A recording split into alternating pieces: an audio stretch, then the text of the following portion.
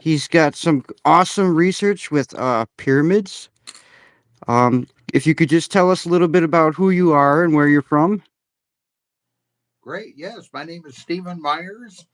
I'm an author and written several books about the Great Pyramid and produced a couple of documentaries about how the Great Pyramid was built and why it was built, and have been to Egypt several times.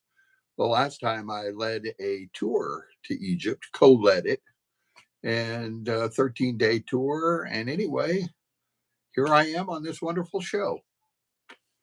That is awesome. So you actually got to go to the pyramids and study them for yourself. Oh, yeah. Yeah. It's quite an experience, very fascinating to say the least. How do you get access in there? Do they have? Is it access to normal public people? Do you have to be part of a study or? No, most of them are accessible, but not all. Most of the time. So the main way is you just go there and buy a ticket and go. You can go to the pyramids, go in the pyramids, and walk around the site and that type of thing.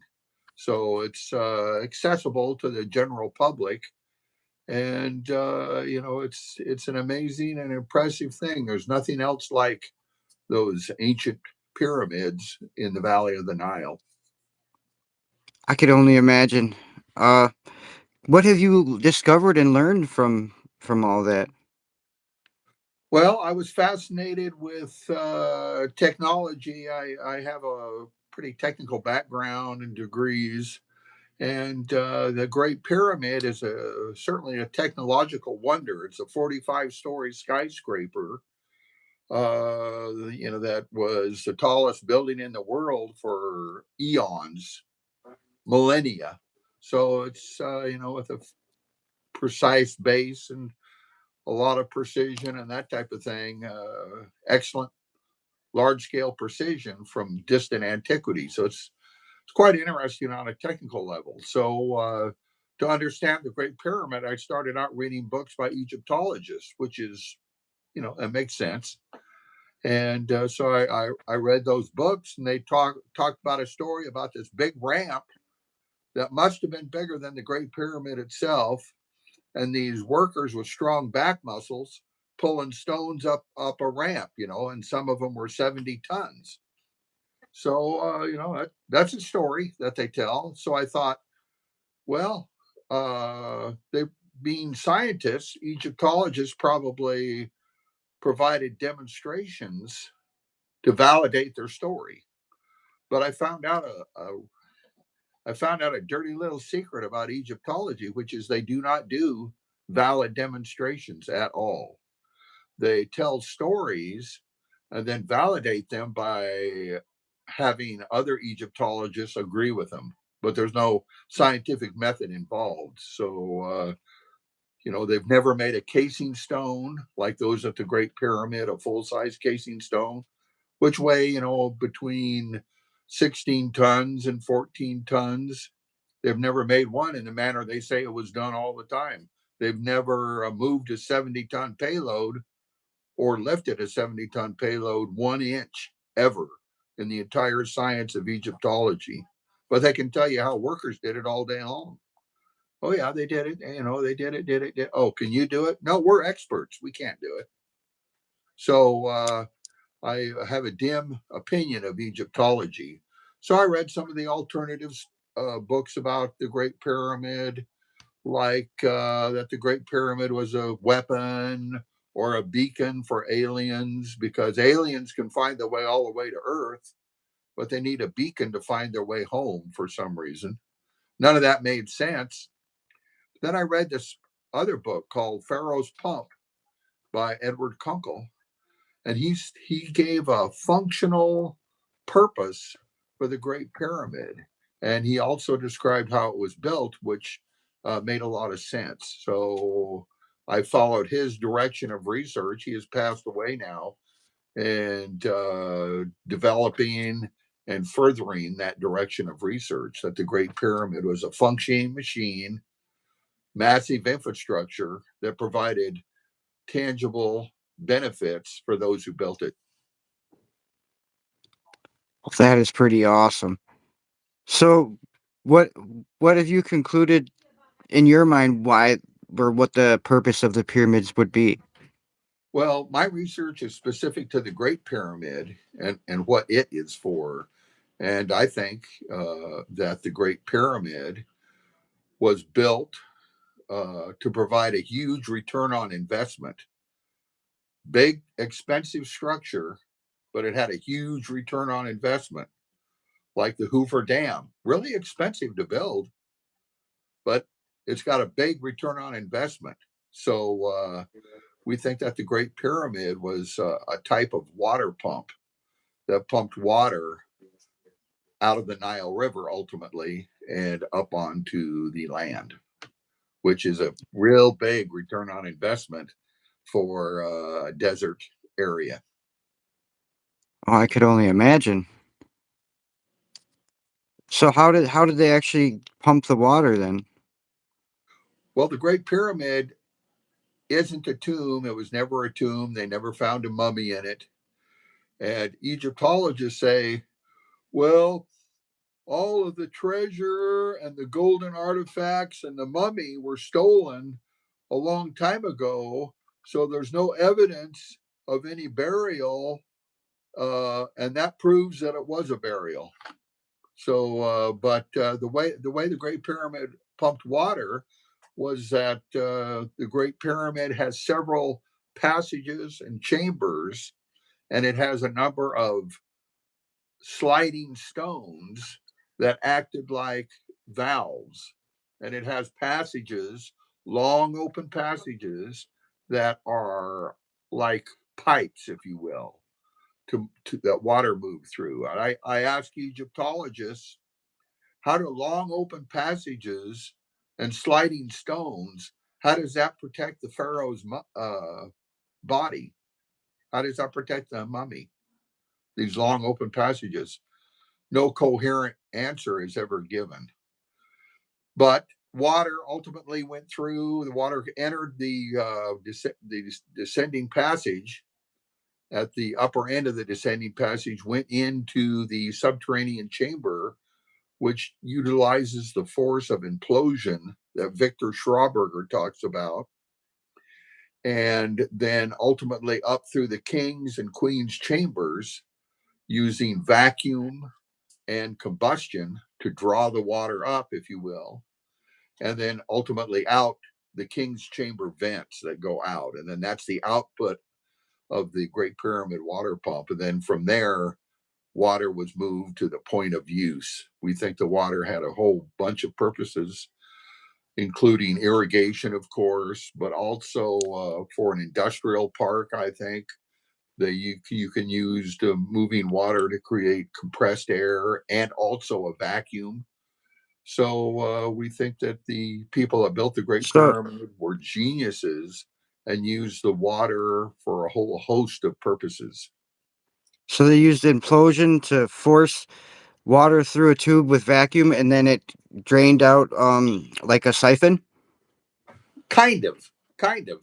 It's pretty involved. There's some valves and some timing and vacuum and that type of thing. But I wrote a book about how the Great Pyramid water pump operated, called Nice. the Prosperity Machine, because the Great Pyramid provided a huge return on investment. And it's got a bunch of illustrations, that type of thing. You can get it at Amazon.com. And yeah, it goes up through there. And that's why that gives a functional purpose to the features of the Great Pyramid. That's why it's built with extreme precision. And a lot, you can't even stick a needle between the stones, if you will. And they didn't do that to keep the pharaoh's soul from leaking out, but they did it for a functional purpose. They needed airtight chambers and passages. So that's why it makes sense of all the odd features of the Great Pyramid. The pharaoh only had one body, but there's three major chambers inside the Great Pyramid and a chamber below. So Egyptologists say, well, the pharaoh only had one body, but it doesn't really look like a tomb. And so there must have been a change of plans because the builders didn't really know what they were doing. So they just changed the plans all the time. And then somebody stole all the treasure. That's, that's what Egyptologists say. But I'd say that the original builders were geniuses. They knew what they were doing. They constructed this massive structure that was built at a huge cost, but provided a huge return on investment. And our direction of research gives honor and glory to those ancient geniuses. So I heard a rumor of liquid mercury being present in the lower chambers of the pyramids. Is that true? Where was it? Down there in the lower chambers? Well, yeah, I'm a researcher, not a rumor person, so not that I know of. Yeah, I think I seen it on Ancient Aliens or something a long time ago. Yeah, there's attributed in South America or Central America. They say some of those pyramids had some liquid mercury, but the research that is specific to what I'm doing is the Great Pyramid, and it didn't have any liquid mercury. I may have had them confused. That's okay. There's a lot of pyramids around the world. Yeah, I feel like they're all related in some way. Uh, some people say that. Some people do. They're all of them have like a different design, a different size. The sides are of a different slope. Some are made with extreme precision. Some have like a building on top. Some in South America. Those seem to be serving a religious purpose. Some are made of rubble and are pretty rough. And others, like the Great Pyramid, is notable that it is made with extreme precision. Yeah, it's So it's it's just hard to say amazing. if they're all related. Have you seen the I forgot what kind of scan they did, like a basically like an ultrasound scan on the earth below the three pyramids? Did you see anything about that? There was a 2 meter or 2 kilometer pillars. I believe there was 6 or 8 of them that go down underneath each one of them pyramids. I've seen uh, I've seen the fuzzy pictures that have been produced relating to those SAR scans that have been recently done, and the internet or whatever is all a buzz about these new scans. And I've actually done several talk shows about specifically about those scans. And the kindest thing I can say is the jury is still out, but there's a lot to consider. The scans are very questionable process that they've used. They used scans from satellites down to the Giza Plateau and measured micro vibrations that in a process that's proprietary, if you will. You know what that means? That means we I don't know mean, how it was done. Okay. We're not allowed to know how it was done. But they process this scan data from satellites, and the type of scans they use are used all over the world, notably in South America to find villages. But those scans are notable for only going a few feet deep. They can only use go a few feet deep, maybe let's say even 10 feet. So I'm not sure how they can manipulate that data in a proprietary way to find big pillars that are underneath the pyramids at the Giza Plateau. So I'm going to be blunt. As a researcher, my assessment is those scans are invalid and the results are faulty. Okay. And I also think that there are no massive pillars or structures with like springs, like pogo sticks used to have, and all of that under any of the pyramids on the Giza Plateau.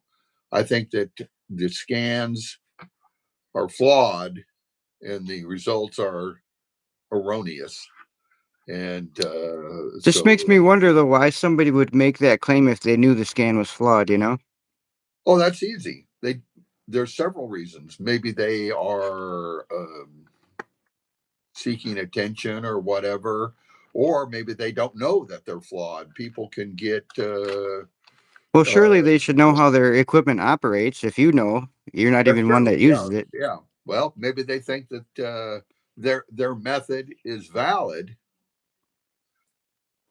and then they also scanned the pyramid to validate the process, and they discovered like the king's chamber and the queen's chamber. But that's not a very good way to validate how a scan works, and I'll tell you why. Now watch me. I'm going to use the Vulcan mind meld. I can detect the king's chamber and the queen's chamber inside the Great Pyramid. If they test the scan method and discover something that's already there, that's not a really good research method, because I've done the same thing with my Vulcan mind meld. So Well, there's a lot of questionable aspects, yeah. in terms of how it was done, how it was analyzed, how it was presented, the process being proprietary. It's secret Well, on how they did it. it doesn't make sense to me if the machine only goes 3 feet deep. Why would anybody ever make a claim that it goes further? You know, it just doesn't make sense to me. Well, they think that they can analyze it. A lot of things don't make sense. There's been a lot of scans of the Great Pyramid from the 70s all the way up to recently. There was a scan that produced a blurry picture, and that blurry picture was analyzed, and the data was manipulated to give an impression of an internal spiral ramp. So there you go, internal Yeah. spiral ramp. But the next scan that was done by the Pyramid Scan Project, that discovered the large void and also the smaller void that has been confirmed, because they drilled a hole up to where that smaller void is, and put a camera up there. And it's if you word search small void and Great Pyramid, you'll find out all about it. But anyway, that scan, whose results had partially been confirmed, didn't see the internal spiral ramp. So, in a way, that newest scan has confirmed that the internal spiral ramp doesn't exist. So there's lots of scans, and a lot of them are contradict each other, but those structures don't exist. I want to be on record and say they don't exist. I'm risking my reputation as a researcher, and if they do exist, then I'm a goofball and a incompetent researcher. Well, But everyone that says that those scans and those structures do exist, they're risking their reputation too. And my question is there even any way that we could actually prove it one way or another, or is it that like off limits, or you know what I mean? well, the Great Pyramid gives up its secrets very slowly. Let me put it that way.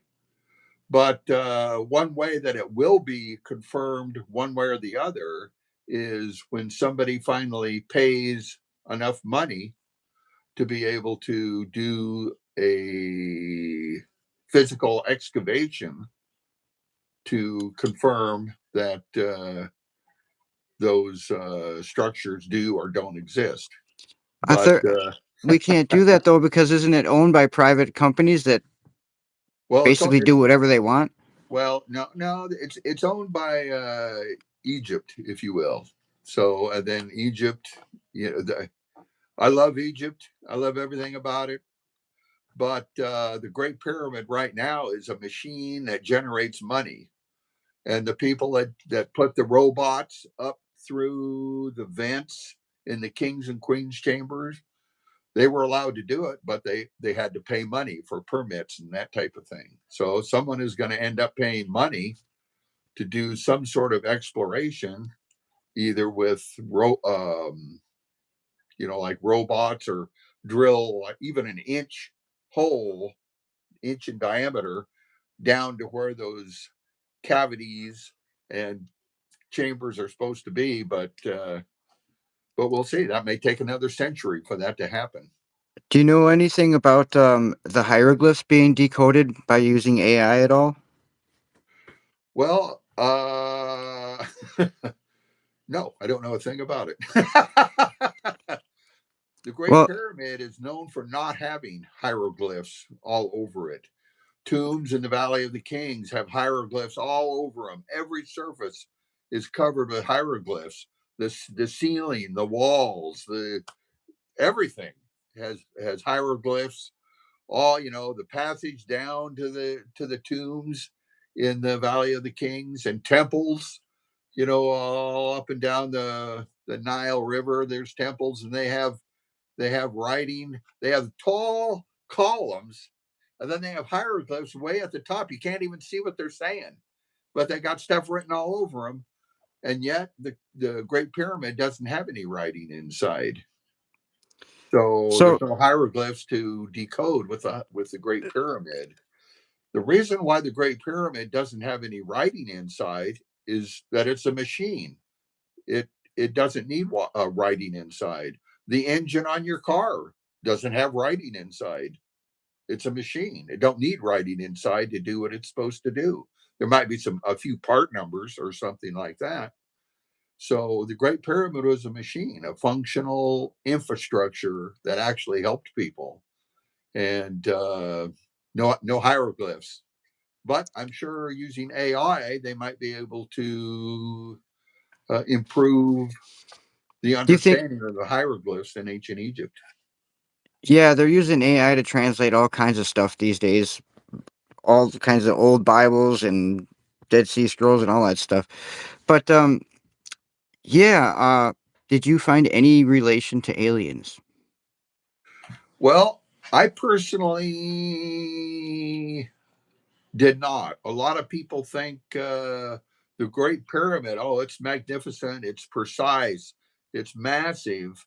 And so they say, well, the people in the Valley of the Nile, they certainly couldn't have done it. So it must have been aliens. And uh, I don't like the alien idea.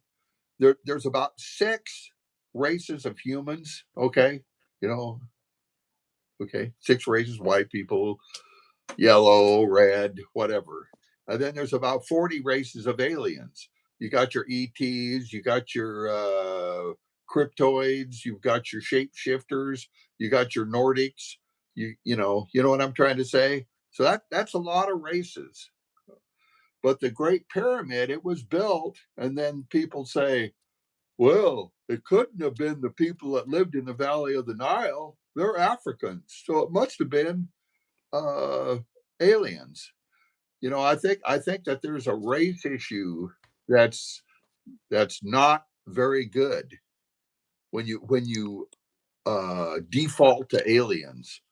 My assessment is that in ancient times in the Valley of the Nile, there were geniuses. There were genius humans, and they could do some remarkable things that we in modern times don't fully understand.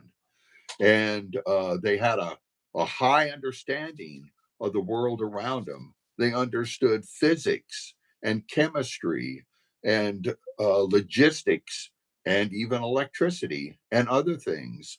And from their understanding, they were able to construct this high technology in ancient times, and they use that high technology to provide prosperity for the civilization that built it.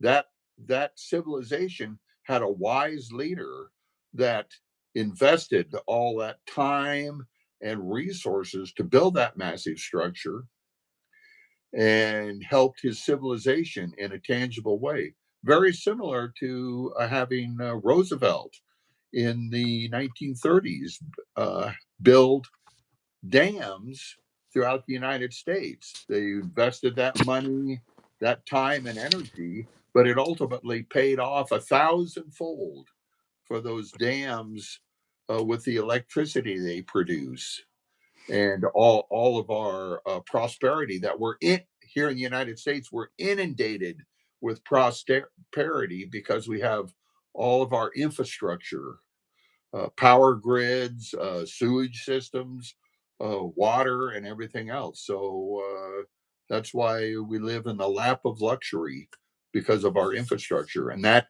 happened. That happened now, in our civilization. We think that it happened in ancient times as well. So, did you think that the pyramid itself did more than just pump water?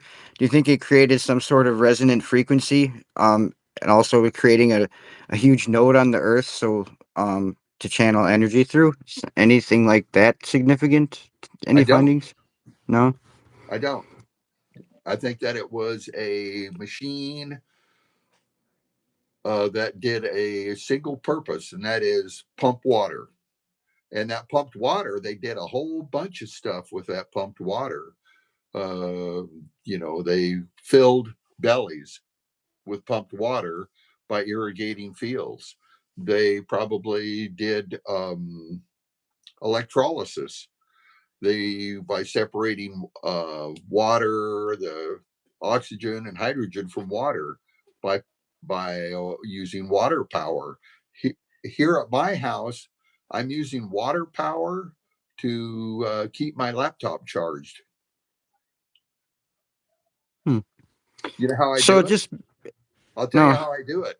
I plug the charge cord into the wall, and way up far away is a hydroelectric dam that makes electricity. And all that dam does is, they're the most massive structures on Earth. They're not a node for vibrational energy. All the hydroelectric dam does is make electrons go through a wire.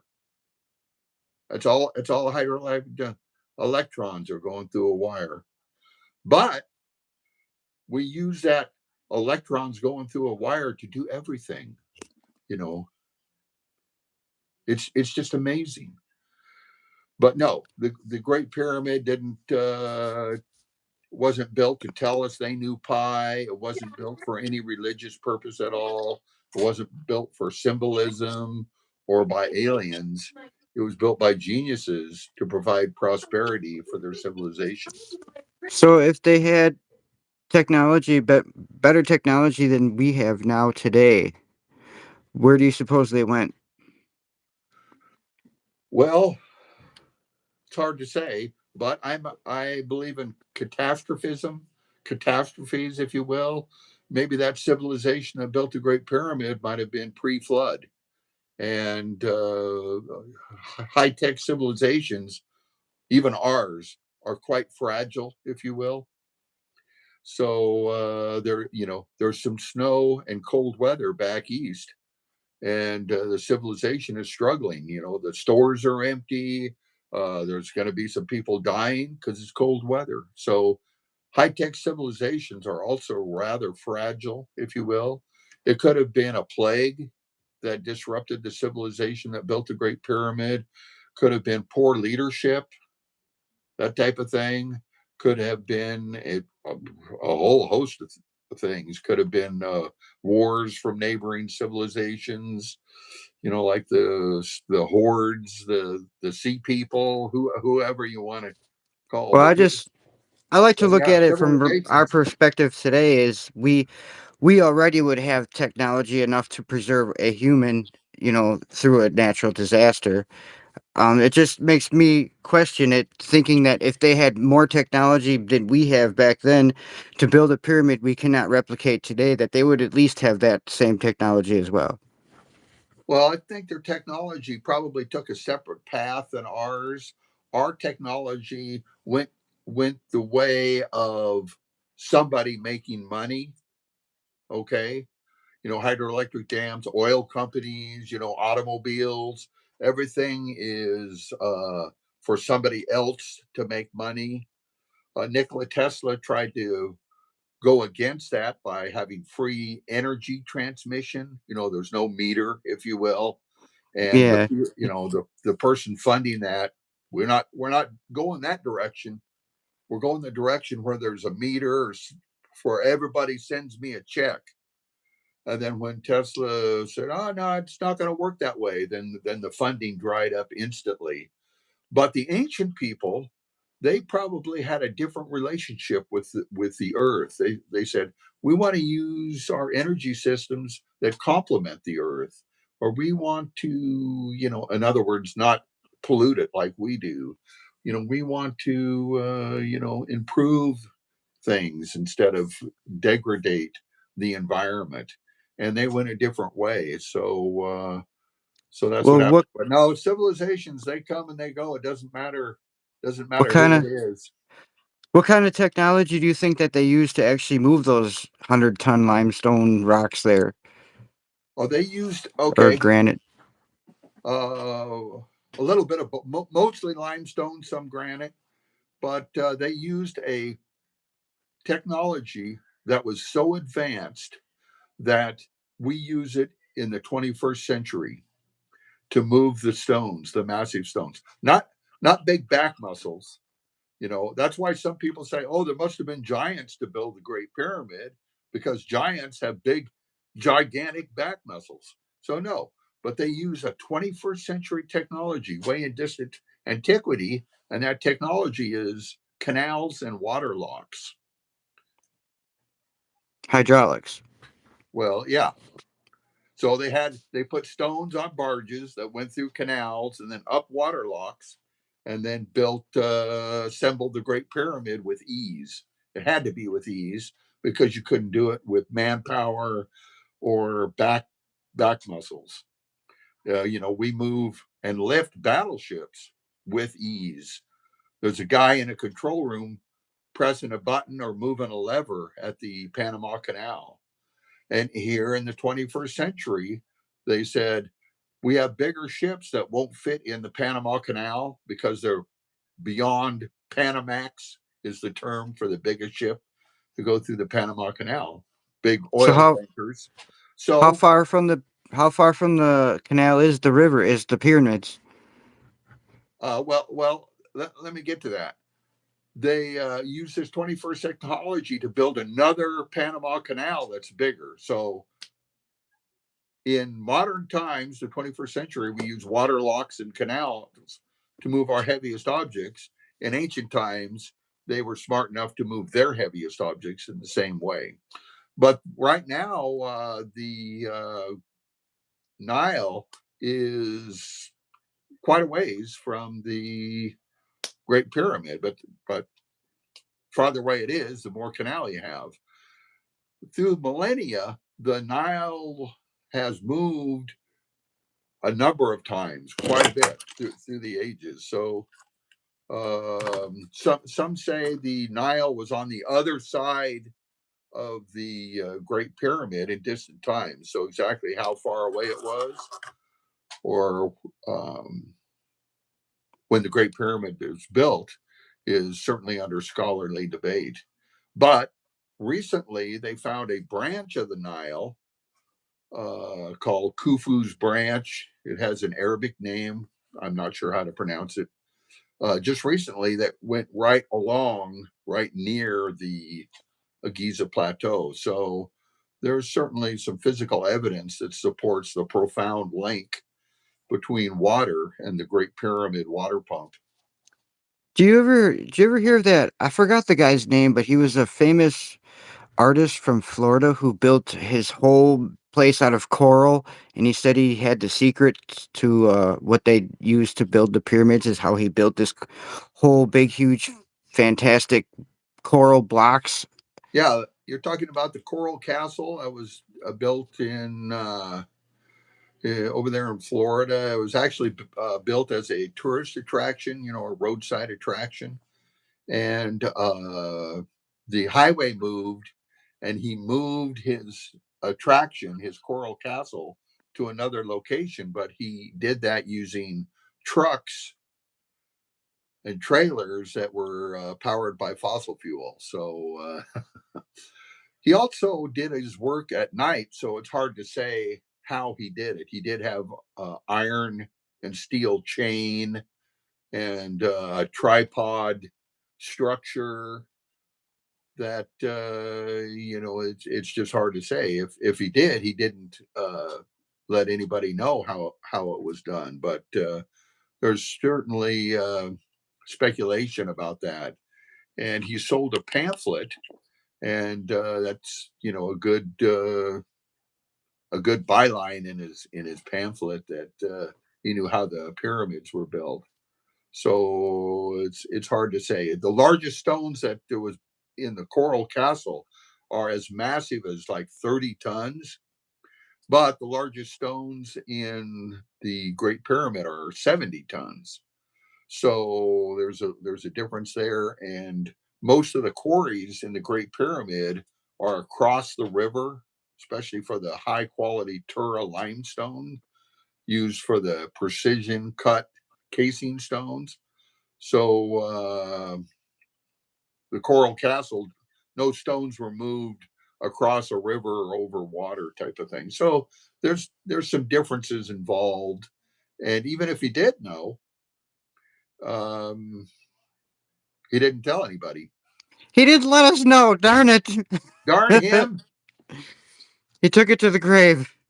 Well, Yeah. I like to. Some people like to say that they're using like resonant frequencies to levitate stuff or creating gravitational fields.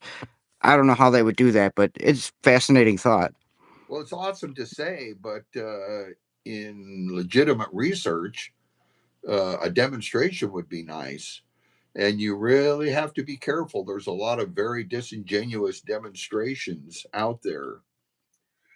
Egyptology is renowned for very illegitimate demonstrations. They'll move a 2-ton stone a few feet, dragging it, and then, hey, we demonstrated right then and there how they move 70-ton payloads. So if you want to demonstrate how you move a 70-ton payload, I've got a really good idea. Move a 70-ton payload. Now, me, I can go out and pick up a full size car. I can just pick it up with my hands and just lift it over my head. Okay, I can do that. And I demonstrate it by lifting up a Hot Wheels car. See, can you see how disingenuous my demonstration is? Well, Well, every demonstration done by the science of Egyptology is just as disingenuous, and I don't know how they get away with it.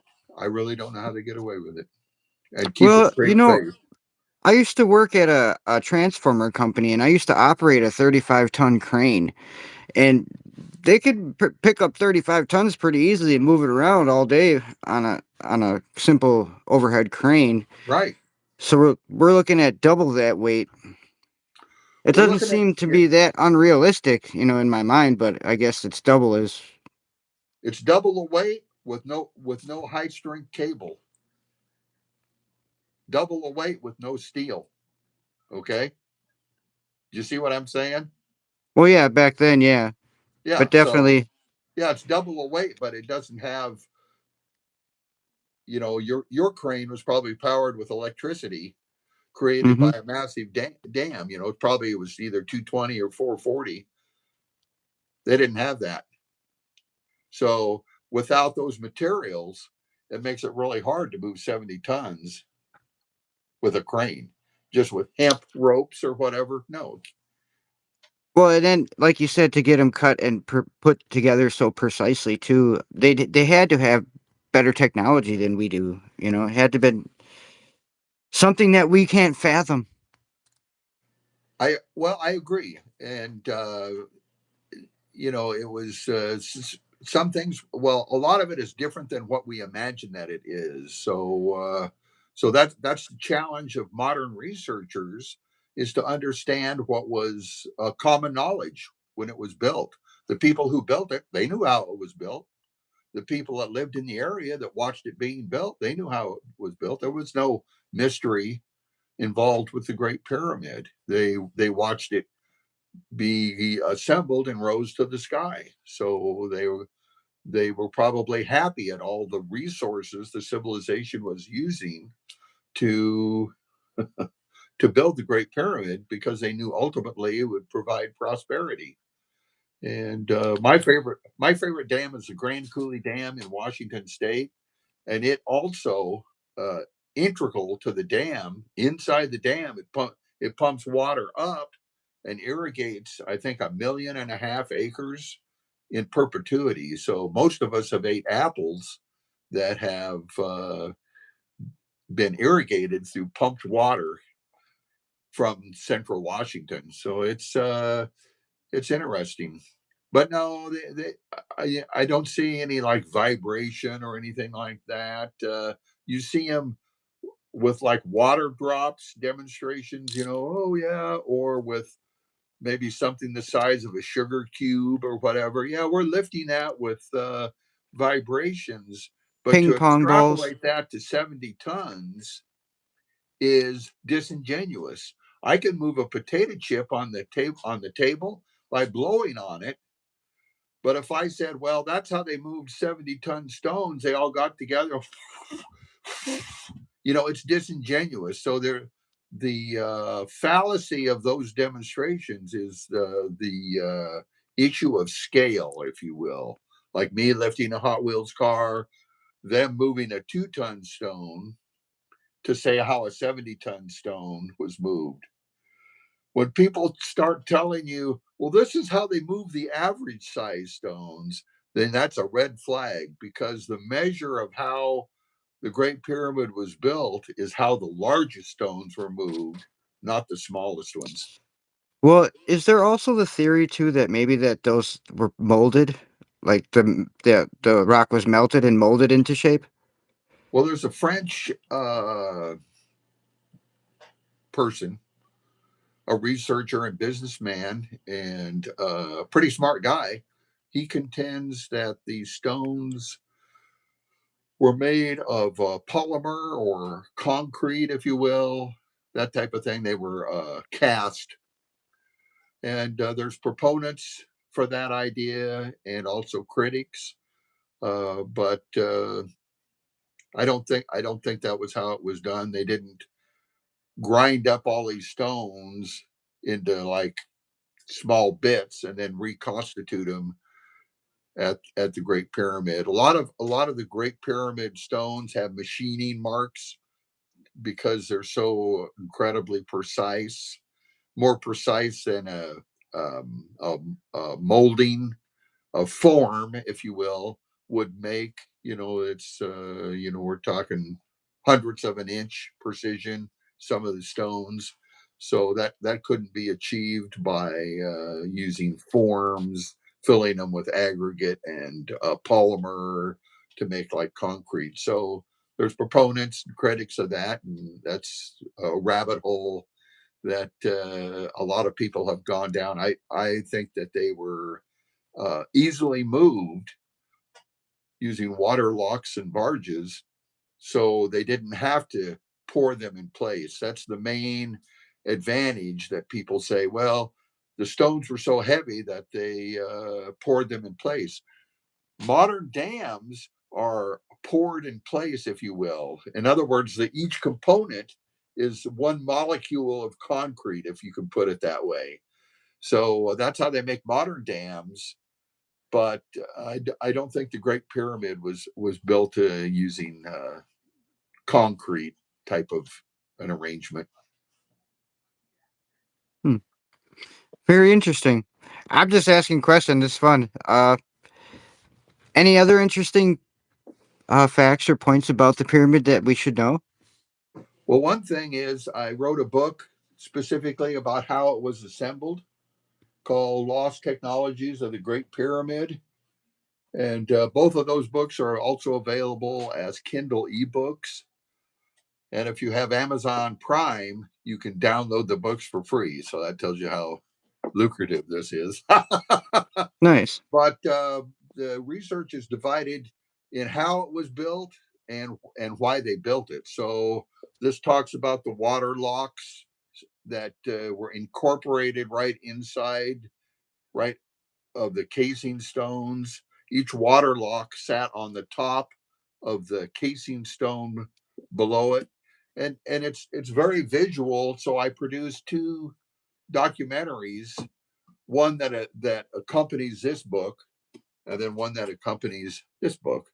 And those are both on my website that they can watch for free. They're a series of YouTube videos, each one, and with a lot of computer generated animations and that type of thing.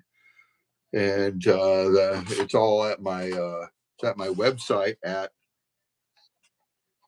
thepump.org. So you can go there to thepump.org and find out. But people like you who've like worked with their hands or worked in industry, or people that like work in shipyards or mechanics, they become familiar with this direction of research and explanation of how the Great Pyramid was built. And the word I always hear is compelling. That it's a real world explanation for both how the Great Pyramid was built and why they built it. So I hope people find out more than just what we can talk about here in a short interview. Yeah, I mean, I definitely would like to know all the secrets, but I guess we can't get them all in one day, right? Oh no, I'll have to come back. Yeah. So with that being said, um, is that all you would like to cover today, or would you like to? Have you ever had any supernatural experiences you'd like to share? No, I haven't really had any supernatural experiences, but the one thing that you did forget to ask me about is what about all those correlations, like the vents pointing to stars and the Great Pyramid is aligned with the cardinal directions and all of that. I actually was going to ask you that, but I forgot. Well, Yeah, why do they line up with Orion's belt so perfect? well, they don't. The sky moves 1 degree every 72 years. Another 72 years, it moves another degree. So if you go back to about when Egyptology says the Great Pyramid was built, the vents pointed towards those stars. But that's kind of circular reasoning. You say, well, the Great Pyramid was built when the vents pointed to the stars, but the Great Pyramid was built so the vents could point to the stars. It's a type, if you get into it, it's the type of circular reasoning, if you will. But other authors have pointed that out beside myself. But they Well, don't. They I don't always thought point. that the belt lined up with the exact proportion of the three pyramids, the three stars in Orion's belt. They lined up. Two are basically on the same plane, and then one's up Okay, yeah, further. yeah, yeah. That's the three pyramids. Yeah, they. That's the idea that because they look like each other, it was intentional correlation, if you will. And but you have to look at it, and then you have to kind of squint a little bit, and then you have to you either turn the configuration of the pyramids around or the sky. You got to turn it around Oh, because so it's one is flipped upside around. down in the other. So it's it's not the best. It's not the best research method to say if something looks like something else, it was related. So I sometimes post on Facebook some about that concept. I saw a cloud that looked like a puppy dog, Okay, they look like each other. So did canines evolve to look like that cloud, or did the cloud intentionally configure itself so that it looked like a dog? No, it's just a cloud looked like a dog. And that type of a research method is the used by palm readers. Oh, your lifeline looks like you'll live a long time, or people that read tea leaves, that type of thing. The people that interpret chicken entrails Well, use that. they came from the show Ancient Aliens. That's where I learned Yeah, that from. yeah, they look like each other, but the Egyptian tombs, the mummy is encased in a sarcophagus that's encased in a sarcophagus that's encased in another sarcophagus. King Tut had like about six of them. Okay, they're nested together. Well, in Russia, they have the nesting dolls. They have the little doll, and then the one that fits on top of it, and then the bigger one, and the bigger one, bigger one. So that proves that there was a relationship between Russia and ancient Egypt, which it doesn't prove it just because they look like each other. So looking Have like each other is a very poor research method to well, use. I mean, it's definitely something you got to look at, but yeah, I would. Have you heard of the alien mummies they found with the eggs inside of them? The three fingers, the seven Yeah, of them. yeah, well, yeah, yeah. That's down in South or Central America. Yeah, that's I think plaster of Paris evolved into a mummy. No, that's actually beyond the scope of my research. So that's I can't. It's difficult for me to comment on. I haven't seen them. I haven't been there or anything like that. So that's beyond my specialty. But just because something looks like something else is a very poor research method. There's no causation for the correlations. There is a hieroglyph that looks like a Wi-Fi symbol. Okay, it looks like it. Hmm. So does that mean ancient Egypt had Wi-Fi? No, no, that doesn't mean that. Also, that same symbol looks like an ice cream cone. Did they have ice cream cones? No, even though it looked like it. No, the pharaoh's hat, part of it looks like a bowling pin, if you will, the center part, and then there's another part that goes around here. But that doesn't mean that there's any intended relationship between ancient Egypt and bowling pins. So yeah, yeah, something that looks like something else is uh, not a good research method. I seen a board that had a knot in it that looked like an alien. Yeah, it's called pareidolia. It is called pareidolia, and they use it in the Rochart tests, if you will. All the ink blot tests. Yeah, it's pareidolia. It's if you have if you think there's a correlation, instead of looking like each other, you should try to find causation. And a good way to do that for evidence for causation is to ask this question: is there a feature specific to the Great Pyramid that indicates the Great Pyramid had anything to do with stars? That's a good question to ask. But I guess you could use that same method for any part of the pyramid. As this Yeah. looks like a doorway. It looks like a doorway. It could be a doorway, but you still got to look at it, right, to see if it is a doorway. Well, you do. Yeah, you have to find out. The vents of the Great Pyramid point away from the significant stars they're supposed to point to. So, with that evidence, you could interpret it by saying they were trying to tell us the Great Pyramid has nothing to do with those stars because they symbolically and literally point away from those stars. So that's You want to make up an interpretation, uh, that's as good as any. Right. So did they map back in time as to where it could have possibly been a point in time where it did line up? Or is it never any time that it ever lined up? Uh, yeah, yeah, I did. Let me get a quote. Uh, I got a quote from a book here, if I can find it real quick. But lining up, uh, give me just a second. Here we go. This is from the book, the Stargate Conspiracy. It's a book, okay?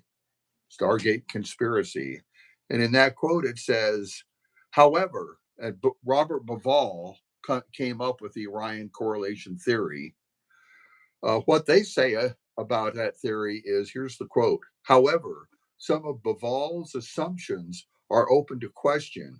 For example, he presents a very circular argument that uses the stellar alignments of the shafts to prove the date the Great Pyramid was built, but also relies on this date to prove that the shafts have stellar alignments. This is classic circular reasoning. So if you look at it in terms of valid research methods, there's a lot of issues with the idea of the vents and stars. So have they not come up with a day where it actually would line up, or is that just made up? Yeah, they came up with a date, but So does that? they're But saying that because the stars line up makes those stars significant is very dubious because well, the if you have the to, you sky have to has look at the moved, odds. huh? What are the odds of that happening though? Just Oh, randomly. it's not about odds, it's about valid research methods. You could say, Well, I well, think looking at the well, if odds they, is valid. what? I think looking at odds is a very valid way to Okay, navigate through yeah. research too, though. Well, the odds are 100% that the vents point to the stars that they're pointing to now, which are different than the ones they pointed to in ancient times. Right. So then we know that the ancient Egyptians intended this significant correlation between the stars that they point to now and the vents. Actually, the vents of the Great Pyramid have pointed to thousands of different stars through the years, through the eons. Right. And to just say because there's a precision, the precision in the correlation does not validate a correlation in using valid research methods, neither alignment precision or mathematical precision. If you Well, I if you guess just I don't if know you what the just exact odds are, but it's some of that stuff is pretty compelling odds. I mean, one in yeah, billions, you know? well, compelling is not a good research method. The people who believe the Great Pyramid Bible correlations, there was hundreds and hundreds of the Great Pyramid Bible correlations that are precise. The people that believe that say that that's compelling. When the Piltdown skull was discovered, that forgery was considered to be compelling to the best experts in the world in anthropology. It's compelling, but compelling is not a good research method. Well, I don't think it's necessarily a research method, but it's something that you can at least acknowledge and say, hey, this does correlate. Doesn't say you have to believe anything, but there is a correlation here Oh that yes, just should yes, be yes. noted. There's lots of correlations. There's two major types: valid correlations and invalid correlations. Lots of invalid correlations. There's a website called Spurious Correlations. That's what they call an invalid correlation, as being spurious.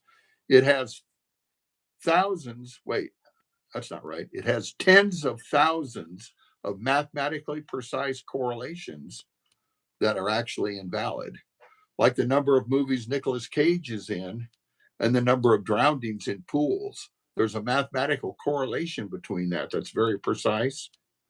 and but it's an invalid correlation. So if you see a correlation anywhere on anything, it means nothing until it's validated, usually through causation.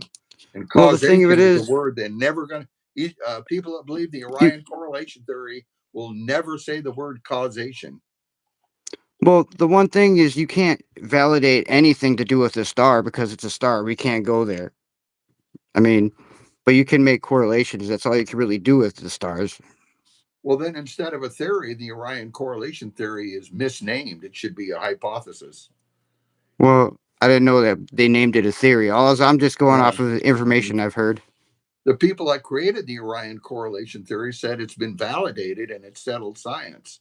Robert Bavall and also Graham Hancock both say the Orion correlation theory is valid. You're saying that we can't really validate anything. So both of those people are wrong in that regard. Is that what you're saying? I'm not saying maybe they're wrong, but I'm saying you can't really validate a star and what somebody built thousands of years ago and say that it's valid. We can only assume as to what it could be, possibly could be, but we can't say anything's valid. Well, if it can't be, okay. There's another concept in terms of research that is the issue of falsifiability. And your listeners can look up that concept. Falsifiability is very important in the realm of research. But if a concept like stars or whatever can't be validated or invalidated, then it's outside the realm of science or research.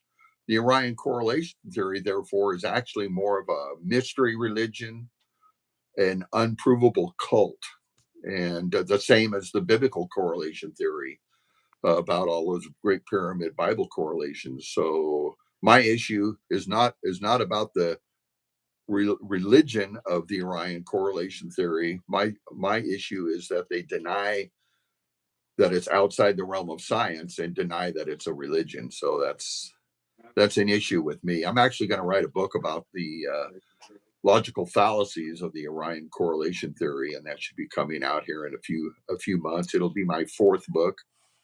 Well, I mean, it's really unfair to for them to not even let us dig into this pyramid that's been here forever. We could learn so much from it. But instead they like to close it off from us and not let us examine it in the way that it should be. So Yeah, they're the ones that fall for keeping it a mystery, if you ask me. that's true. A lot of people say that the powers that be in Egypt and also Egyptology are the biggest hindrance to understanding the Great Pyramid. So it was understood everything about it. There was no mystery about the Great Pyramid when it was built, but it's been covered with a cocoon of misinformation, of invalid research, and myth and mythology through the eons. That all of that has to be ripped away to get at the true understanding of what the Great Pyramid was about and why ancient people went to the effort to build such a massive structure. Yeah, it's definitely was it one of the seven wonders of the world? It is one of the seven ancient wonders of the world, that's for sure. More books have been written about the Great Pyramid than any other structure on Earth. So it's a dry, dusty building over there in Egypt, but it's fascinating. There's a lot of current events about the Great Pyramid, new discoveries all the time, and it's been a fascinating experience for me to study the Great Pyramid. I think they just were so advanced that they went either underground or off planet, or maybe they're us now and they just are watching from their $1 billion ranch. Well, I think they were geniuses, and I think that it was a structure that provided prosperity that actually helped people. Now we could build a great pyramid structure, let's say in the center of Nebraska, and it wouldn't cost over what $40 billion and have a great big pyramid, and we could build it to symbolically tell people in the future that we knew pi. and we could do that, but that would be a really small return on investment, and it would be stupid for us to do something like that. We want the And it whole would, pie. huh? We need Yeah, the whole pie in return. right. Yeah, but to tell people in the future that we knew pi would be a small return on investment. So people that say, "Oh, they built the pyramid to tell us that they knew pi," that's probably a wrong assessment because it's a really small return on investment. Well, I think the biggest part that really gets us is it's clearly been sabotaged and destroyed and beat up and um if there were powers that be that didn't want us to know something, they would have done that a long time ago. And how would we know anything other than what they leave us with? Well, I agree that the Great Pyramid is a puzzle with many pieces missing. When you go there and look at it, it's amazing and a wonderful thing. But you can see all the devastation by the hands of man, and sad. You know, it's terrible, terrible. The graffiti and the a lot of parts have been all hacked up and busted out and everything else. It's just it's sad. So with those missing pieces, it makes it harder to interpret the direct physical evidence, you know, in a really good way that is accurate, considering how it was when it was brand new. So there's so much missing and destroyed, and it's a sad legacy to consider. Well, I think we just went over an hour here. It's been a great chat. I've actually never talked to anyone like you that actually has had experience researching into this and getting to the truth of a lot of it. I really am grateful and respect you greatly and appreciate you coming on the show tonight. Um, if anybody's watching here, please like, share, and subscribe. I'm gonna see if you can put your link to your book in the comments. Just put it right in the comments so people can get to it. Thepump.org. The Great Pyramid was a water pump, and it is has all of our information, books, links to additional information, our activities, and what we're doing in regards to research. So information about me, you can contact me through my website, uh, by email, or on Facebook through Messenger. Works pretty well. Well, thank you very much, and have an awesome, wonderful, amazing everything. I Well, don't know how to. I sure appreciate you, and it was a wonderful experience being on your show. It was great to have you too. I just don't know how to turn this lab off here. Okay. All right.